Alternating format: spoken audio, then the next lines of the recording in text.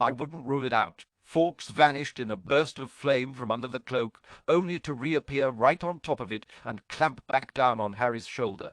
The cloak settled down almost to their ankles. Harry looked up through the haze of the cloak at the mischievous bird and smiled. That'll work. We'll just have to hunch a bit. They slowly began to sneak their way down the hallway. Hey, Harry. Yeah, how come Fawkes wasn't offended when you called him a flying puppy? I thought phoenixes were proud creatures. Harry looked up at the bird on his shoulder. He explained. Fawkes wasn't offended because he knows I like phoenixes and just said that to annoy him.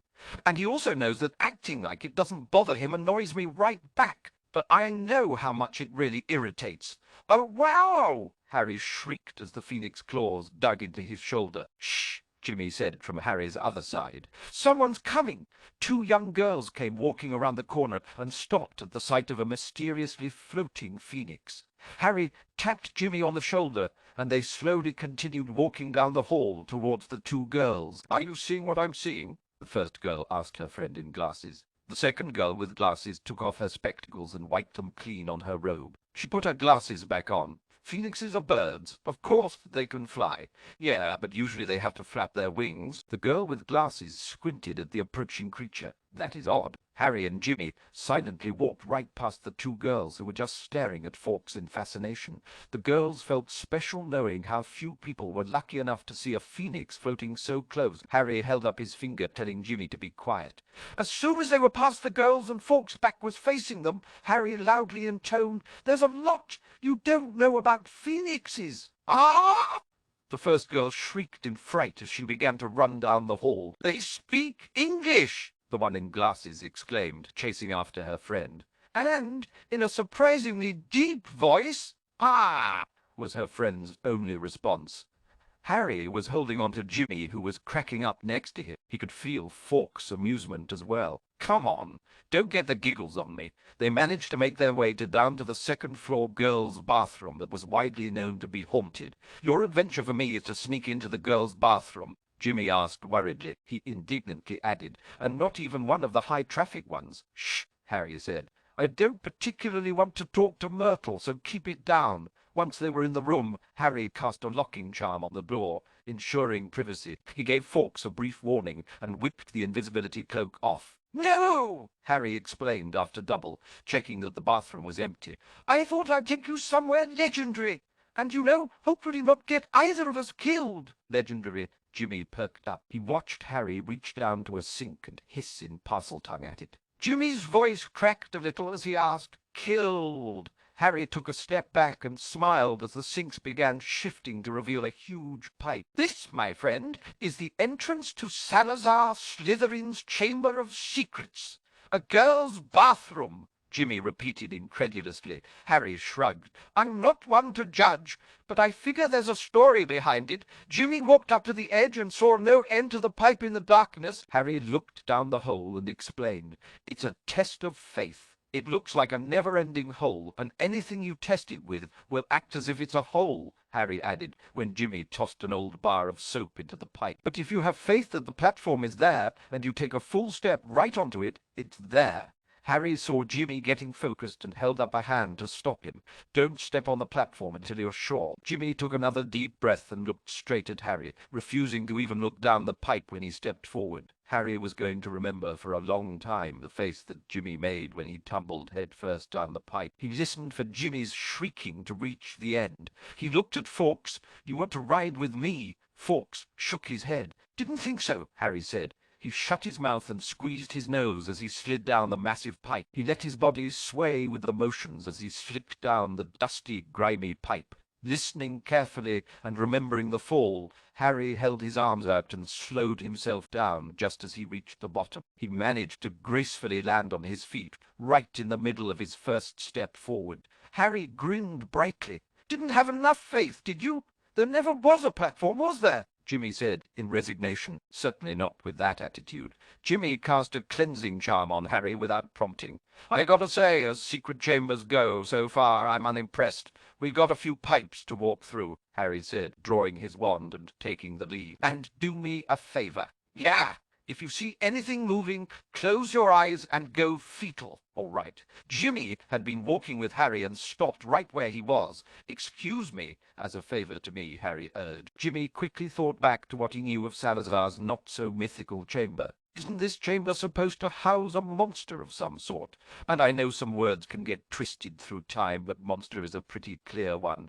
Harry reluctantly nodded, hence the close your eyes and go fetal. What are we doing down here anyway? Well, Harry admitted, I kinda don't think the monster is here, and I figured I'd just take a peek and see if it is. We're here looking for the monster. Harry turned back at Jimmy and nodded, pointing to the side. Jimmy moved away from the door, while Harry hissed another Parseltongue password. Jimmy verbally agreed. Closing my eyes and going fetal sounds like a pretty good plan. Hey, Fawkes, Harry called out as the phoenix flew up. Keep an eye on the kid, would you? I'm not a kid, Jimmy argued. As Harry walked through the circular serpent-like door, Jimmy turned to the phoenix and whispered, anything happens and you get me out of there. If I die, it's your fault. Jimmy hurried to catch up with Fawkes hanging on to him. I'm not a kid, Harry. You do realize you're head boy at a school for children. Jimmy silently pouted. Relax, Jimmy, Harry said, as he spotted an old, decaying, massive shed skin. I call you a kid the same way I call Fawkes. Harry paused, still thinking about it. He snapped his fingers in success, an augury with a combustion problem. Jimmy winced. Ow, Fawkes. Redirect that anger at him, not me. Him. What is this? Some kind of fungal growth? Harry glanced at his unofficial brother. It covers almost this entire pipe, Jimmy stated as he bent down to break a piece of it off, and it doesn't tear at all. It's not a fungus, Harry assured him. You don't recognize this. Its texture looks like a repeating pattern. It's skin, Jimmy. Skin, Jimmy repeated doubtfully. No way! This thing is thick and huge. Not even the largest horntail gets this size, and usually only snakes. He looked all the way down the pipe in both directions, realizing just how big the fog's fungal growth was. Harry? Yeah. You wouldn't really put my life in danger, right? Of course not. So this isn't the shed skin of basilisk big enough to use us as toothpicks, right? Harry paused before answering. I wouldn't really put your life in danger. Harry, besides, basilisks can't use toothpicks. They have no arms. This one might. It's probably big enough to have evolved. Don't be silly, Harry said, getting to the last door before the main chamber. But don't forget that. Close your eyes and go fetal plan either. You're supposed to be assuring me and comforting me, not scaring me. Harry stepped into the main chamber and saw the rows and rows of carved serpents. Sure thing, kid. Jimmy held his tongue while Fawkes gripped him tighter. I get it, Fawkes. I'm pretending it doesn't bother me. He looked down the hall at all the carved snakes. Whoo! A lot of work for something he didn't want anyone else to see. This really is the Chamber of Secrets, Jimmy said, walking up to one of the hooded snake statues. And that really was a basilisk skin, so keep it down, Harry said, approaching the giant bust of Salazar himself. Harry resisted the urge to roll his eyes as he hissed, Speak to me, Slytherin, greatest of the Hogwarts four! Open your giant gaping maw! You bloated, arrogant blowhard! Jimmy was unable to contain the girlish shriek he let out when the mouth of the giant head started to open. He sprinted away to hide around the nearest statue, closed his eyes, and assumed a fetal position. Harry saw Jimmy dash around the corner and glanced into the opening of Slytherin's mouth. Oh, God! Oh, God! Oh, God! Harry started chanting as he sprinted past where Jimmy was peeking between his fingers. Run! Go, green light! Jimmy shot to his feet and was sprinting with everything he had until he finally caught up with Harry, who turned to him and said. Harry skidded to a stop as Jimmy kept running. Jimmy slowed down and turned around in confusion. He saw Harry leaning forward, catching his breath. What?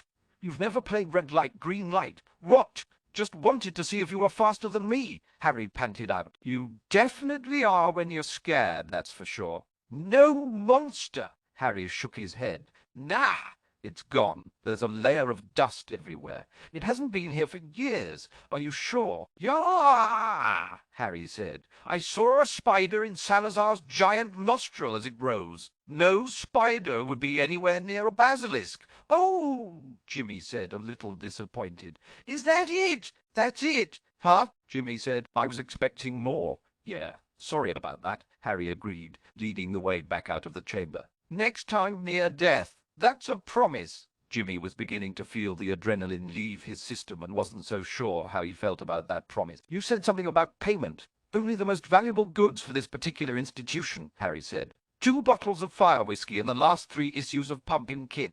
Jimmy snickered as he stepped over the giant shed skid. He cast a pair of severing charms and grabbed himself a single scale as a souvenir. I'll take the fire whiskey. You can keep the magazines. Are you sure? Harry asked skeptically. A male your age should never turn down porn. That's just unhealthy. If saucy, pure-blooded cousins aren't your thing, it's not that. You know there's blokes in there too, Harry explained. I don't need to know nothing. Stop eyeing me, Harry, and no, Jimmy confidently ordered.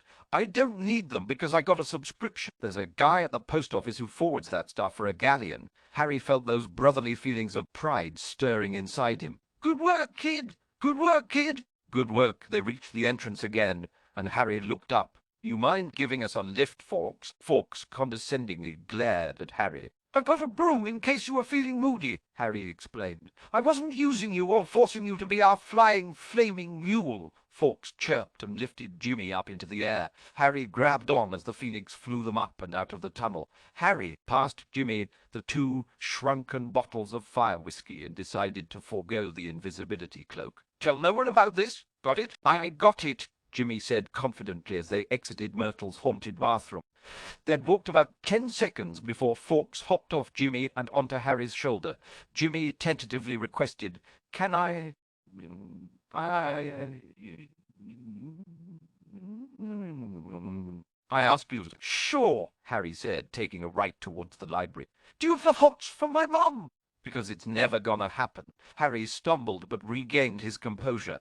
Good God, no! There is no chance in hell that would ever happen. What's that supposed to mean? Jimmy asked. She's a very lovely witch. Stop and think about what you're arguing, Harry said, patting him on the back to assure him. Trust me, I'm as attracted to your mum as you are. Okay, Jimmy accepted, creepy. But okay, so then why the hell did you get that lovesick, drooling idiot look when you met her?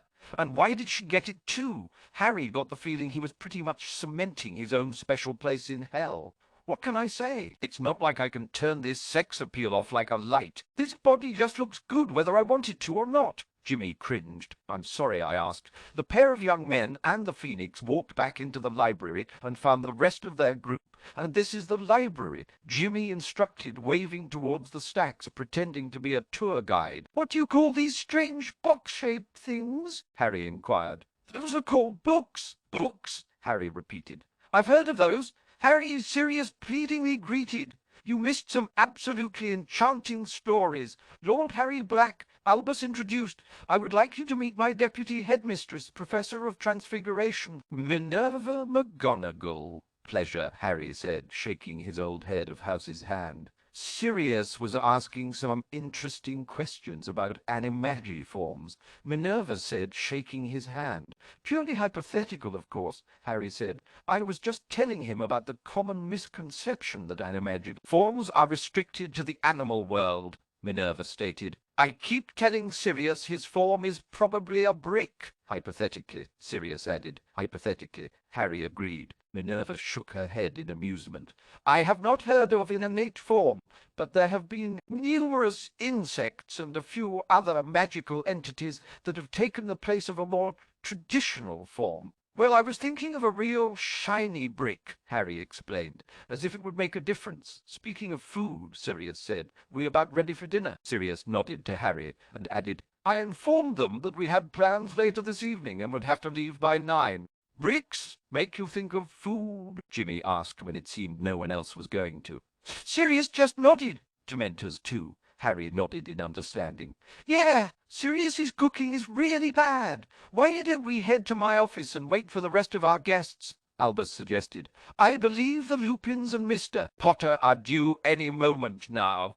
I cannot believe you, Harry shouted at James Potter. No, no, James insisted. You're not listening to me. Oh, I hear the words coming out of your mouth. They just don't make any sense, Harry retorted. I can prove it to you. James argued, unaware his voice was getting louder. Gentlemen, please, Albus interjected, trying to calm the two men down. Oh, you think you can prove it, Harry said, looking his father up and down. Even at your age. All right, that's it, James snapped, throwing his napkin down and getting up. Let's go, you and me, right now. No, Lily shouted over the two men. We're trying to have a nice dinner here. Sorry, honey, James said, dropping his head in respect. See, Harry triumphantly exclaimed. Even your wife knows the Hawk's Head is an inherently flawed defensive formation. If the other team is doing any kind of looping, James continued in spite of Lily's protests, then there's no way a ploy is getting past, and it eats our Parkins pincers like nobody's business. Sirius sighed. He knew Harry and James were very different people. He knew Harry would rub James the wrong way, just as he had rubbed James the wrong way, and yet even still, two very different men could always find common ground arguing about Quidditch, rather than risk losing Harry. Sirius knew how to nip this discussion in the bud. Personally, I like Quodpot better. James stifled a gasp and looked right at Sirius, narrowing his eyes. You would! Don't listen to him, Harry assured the others at dinner. He doesn't like Quodpot better. He just doesn't want us talking about Quidditch. Thank you, Sirius, Lily said. I'll have to remember that one. Sirius saw Remus and Tonks were both enjoying his frustration. He figured he'd try and stir the pot some. So, Remus, how do you like working with the Weasley twins? Sirius turned towards James as he explained. You know, making a career of jokes and pranks. Remus was amused as he looked between the two and answered, It's actually very similar to any standard retail outlet. Fred and George have shrewd business acumen to go with their imaginations. James looked inordinately pleased when that answer made Sirius frown. But it definitely is a lot more fun, Remus continued, and saw Sirius grinning while James frowned. And I've had some input on a few new ideas and a few improvements on old ideas that the twins have taken and run with, so keep your eyes out for the Moony line of mischief-making. Lily smiled and shook her head at her youngest son. Something tells me you'll have some of his first products. Jimmy didn't feel like mentioning that he frequently snuck out to Hogsmeade to visit Remus at work, and just smiled innocently. Nothing I should be worried about, I hope, Albus said, looking towards Remus. Remus shook his head. Of course not, Headmaster. There's not a single one that's against the school rules. Yet, Tonks added as she finished off her chicken. Albus gave up on subtlety and asked, And what of our other guests? Were you a couple of merry pranksters in your youth? Something tells me if you two went to school together, you got into more than a small amount of trouble. Harry turned to Sirius. As much as you might like to think you look that young, Harry grinned. I think it's that I look that old. Sirius swatted at Harry's head and explained to Albus. Believe it or not, I've got better than a decade on Ickle Harrikins here, and yes, I dabbled into the pranking arts a time or two. A decade, really? James asked, knowing Albus was fishing for information. So, are you cousins or brothers? How are you related? Harry saw Sirius glance at him and answered with a grin. I think brothers sound pretty fitting, considering the family magic sees us both as lords. And to answer your question, Albus, no, I wasn't big on pranking, although I like to think I caused my fair share of havoc in school. Tonks began to choke on her water, and Remus had to pat her on the back as she coughed. An understatement, perhaps, Albus said. You know, in his day, James here was quite the prankster. James Potter this time began to choke on his drink. Sirius could not have been smiling wider if he tried. Oh, yes, Albus continued, watching both Harry and Sirius very closely. James, Remus, and your cousin of the same name, Sirius, were quite the troublemakers, really, Sirius said, turning towards James. I'd love to hear about them. I've gotten some stories about Sirius from Remus, but I'd imagine as headmaster you'd offer a unique perspective. We don't need to go down that road, James interceded. Oh, but we want to, Sirius replied with a sickeningly sweet smile. Harry, Jimmy whispered. Harry, he tried again as he poked Harry in the side. Harry snapped out of his momentary daze and turned to the head boy. You were staring again, Jimmy explained. I was not, Harry whispered back, despite knowing he had been. He leaned back as Lily Potter leaned forward across the table towards him.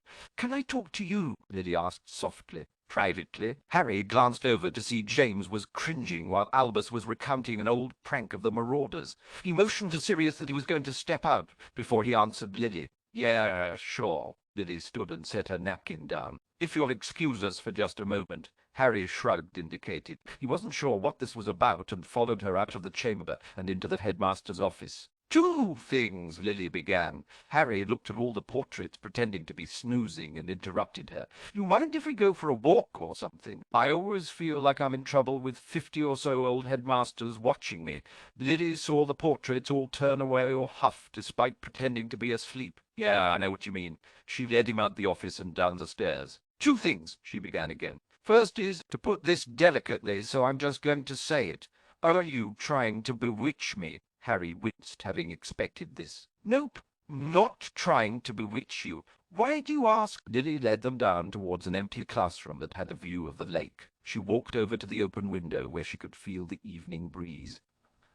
I don't know, but you stir up all kinds of strange feelings inside me. Harry knew he was risking becoming a target for indoor lightning, but still said, You're a married woman, Mrs. Potter.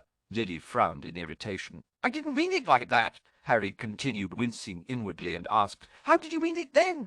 Lily sighed and looked out the window. You know exactly what I'm talking about. I've seen the way you act, and you're feeling it too. I'm not sure what your mother knows these things, Lily interrupted him, not noticing Harry's brief look of fear. Raise a couple of kids, and your bullshit detector will get finely honed. Harry quickly tried to mask his emotions when he realized Lily was speaking of her two children. This thing, Lily said, motioning between herself and Harry, that you obviously don't want to talk about. You know what it is? Harry was keeping his distance from her, hoping it would mute the effects. I may have a theory. Lily looked at Harry. Would you care to share this theory? I'd rather not. Tell me your theory. Okay, Harry conceded. Well, Harry knew she wasn't his mother, but it still felt wrong outright lying to her. He was just hoping to not set off her bullshit detector. I think it means, Lily asked in confusion. Harry swallowed the lump in his throat.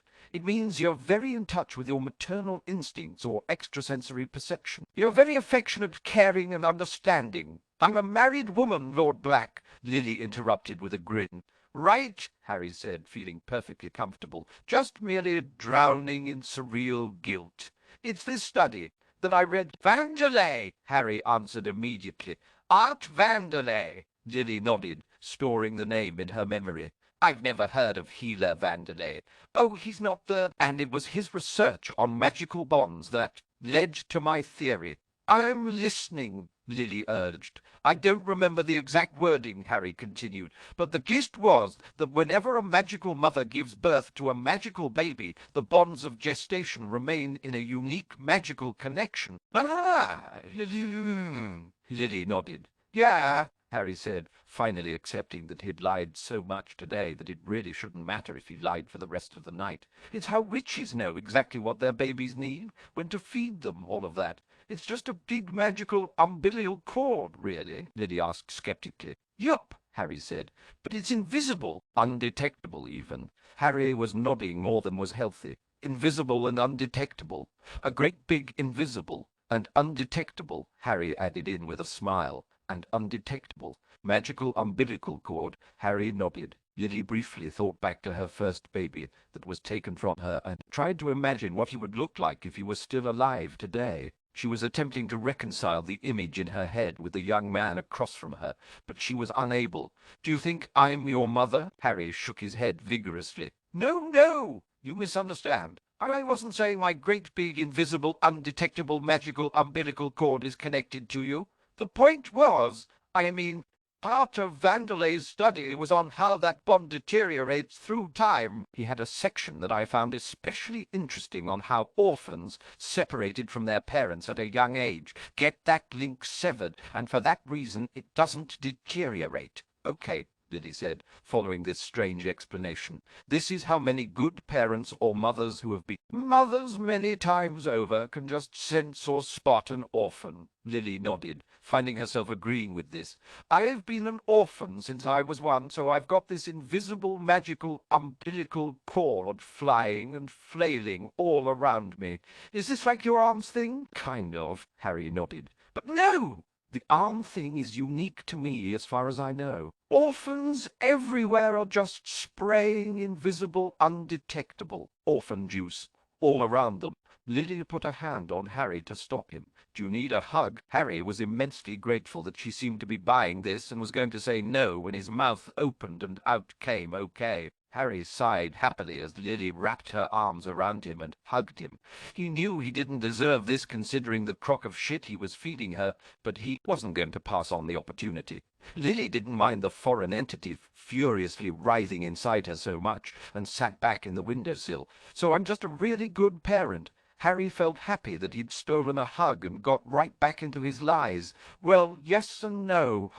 Discussing my theory out loud just now," Harry continued. "I've been refining it some, and I realized that severing the invisible and undetectable magical umbilical cord would go both ways." "Oh," Lily said, realizing where Harry was going. Harry nodded. "And since you lost your son when he was so young, and he was so young and the bond was strong, you've got one flying and flailing around too, spraying your own juice." Lily's face saddened as she was once again reminded of the child she lost. "And I'm guessing having Sarah and Jimmy helped settle it down some, but it'll probably always be there to some degree looking for. You do feel it as well." Harry bit his lip and thought he'd mix in some truth. "I doubt what I feel is the same thing you do." "Yeah, I feel it. What does it feel like to you?" Lily asked earnestly. Harry took a deep breath and admitted, "Whenever you're near, or when I see you, I can't help but to think about my own mother, and the life with her that I missed out on." "Oh, you poor thing," Lily said, getting up and opening her arms.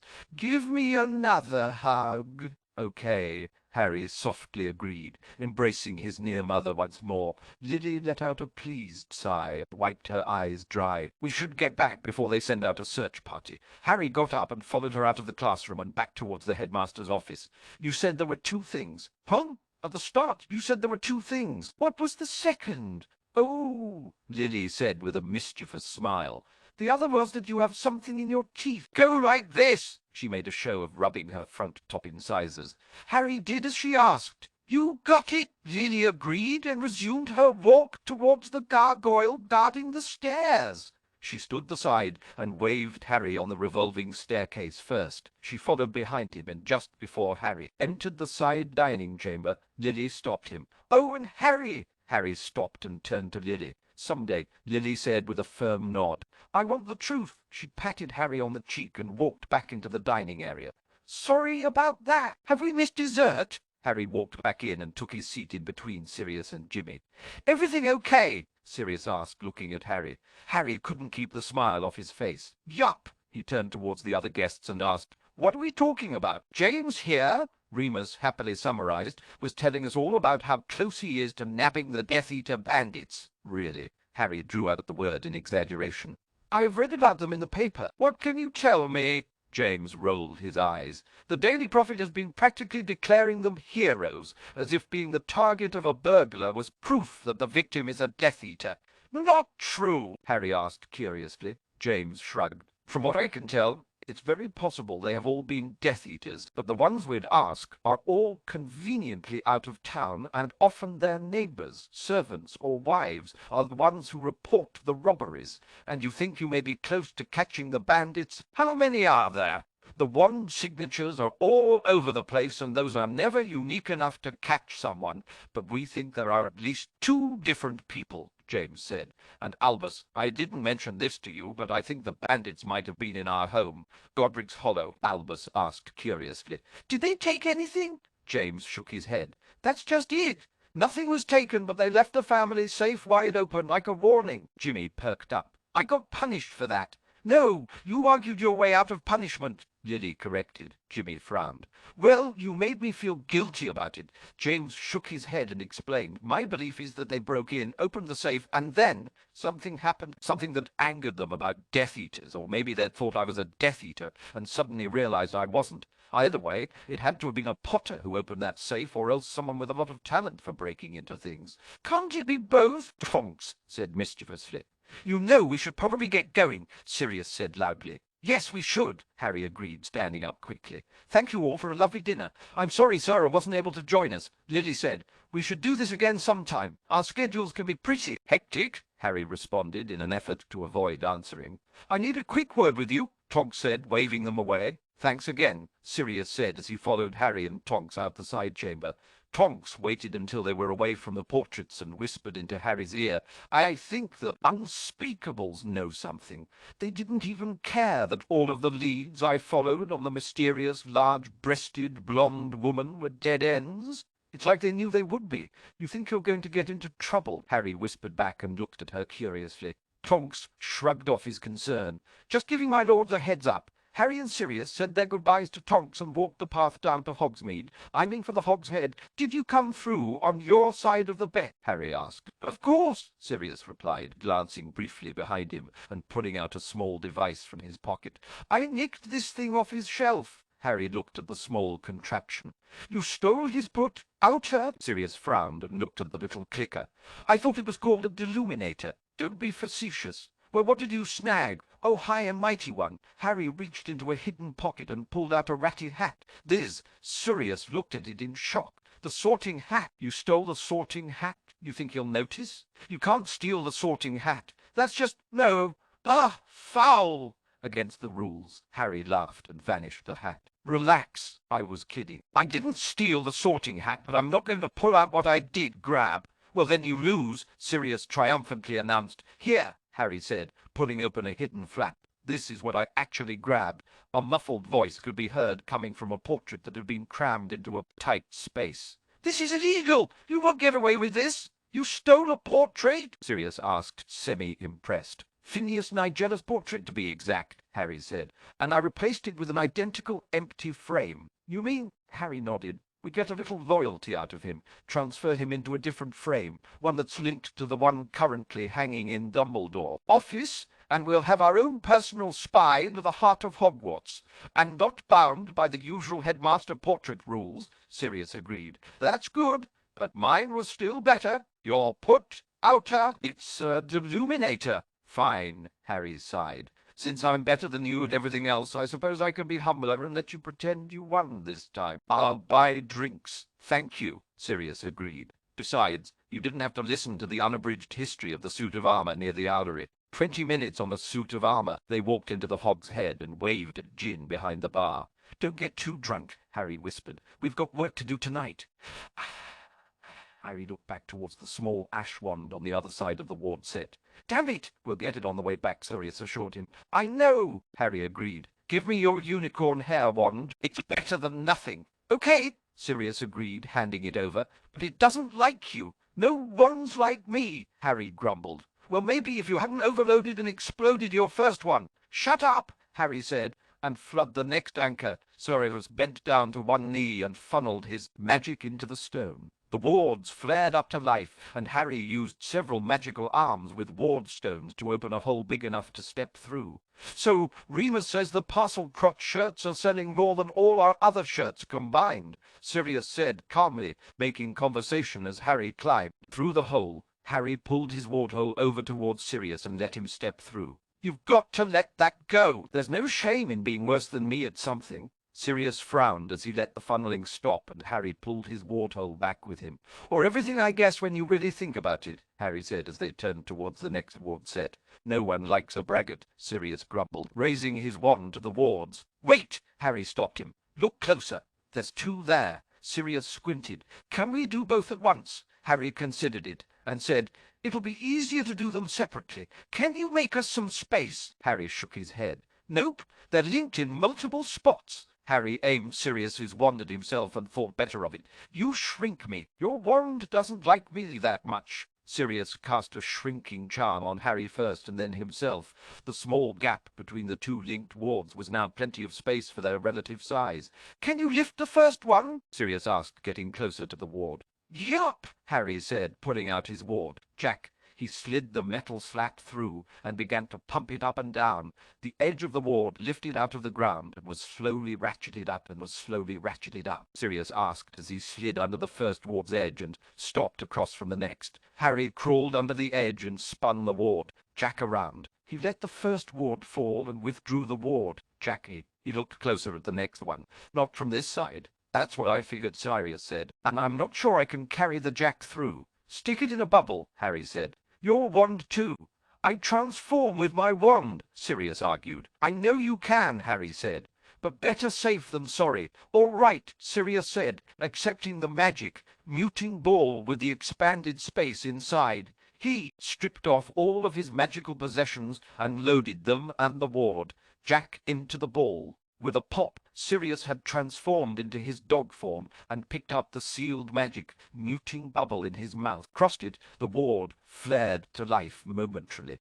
"Whew!" Harry said. Sirius dropped the bubble from the other side and transformed back. "What was that? Did it trigger?" Harry shook his head. "No, it didn't trigger, but something reacted." "Are we screwed?" Sirius asked warily. I don't think so," Harry slowly answered. "But let's take a moment here.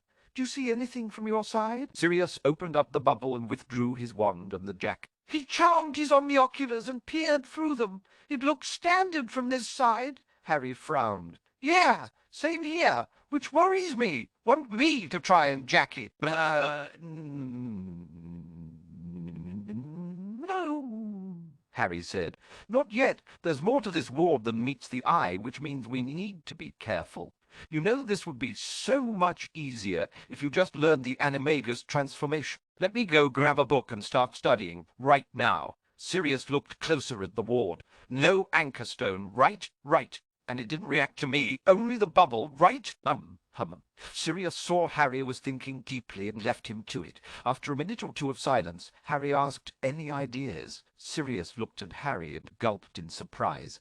"Ah!" Harry said. He then noticed Sir eyes. "Why are you shrinking?" Sirius shook his head. "I'm not shrinking, Harry. You're getting bigger." "What?" Harry said, noticing the wards behind him and in front of him were much closer. "Ah, crap! Why didn't you cast a stronger shrinking charm?" "I cast a fine shrinking charm," Sirius defended. "You were the one who said we shouldn't take Mortons." "Albus would have spotted it right away," Harry said. He stood up straighter as the two ward walls began to close in on him. "And we've got more pressing issues right now. All right, I'm jacking it," Sirius said, moving for the ward jack. Harry feared what that might do to the ward, but was running out of options. He tried to cast a shrinking charm on himself with Sirius's wand. He shrunk slightly, but the excess magic flared from the wand, dangerously nearly triggering both wards. "Okay, do it quick." Sirius slid the ward, Jack right through, and began to ratchet as fast as he could. "Damn it, Harry! Stop growing!" Harry pleaded, using his invisible arms to put slight pressure on both sides of the rapidly approaching wards. Sirius huffed. Harry sighed as he was now forced straight up and lacked the room to even turn around. "They both look like lockdown, but this one in front we know is a wild card." "Fuck!" Sirius swore, knowing that lockdown would mean they could easily be trapped inside the wards. "That's as high as the jack. We'll go. Apparition, portkey, anything." "No, those wards are all solid." "Damn it," Harry swore as he felt both wards pushing on his back and front. "If I even bend my knees, we'll probably get locked in. Do something." I'm thinking," Harry pleaded, as the wards pushed tighter as the shrinking charm on him continued to slowly wear off. He was now more than 3 times as tall as Sirius. Fuck! Sirius was chanting as he saw the wards pushing and bending around Harry's growing form. "Ah!" Harry groaned under the weight. "Ah!" Sirius was shouting with him. Just, I don't know." "I can't," Harry whispered, unable to fight the ward's pull. He grunted, kept his eyes closed, and silently pleaded for help. Sirius raised his wand, prepared to simply obliterate every ward around them. "Shield yourself with your arms. They're all that's been keeping the wards off me so far. I can't even move them," Harry wheezed. Hang on," Sirius said, looking around wildly. He finally decided to aim off to the side of Harry and focused his thoughts on the mysterious ward. "And then it happened."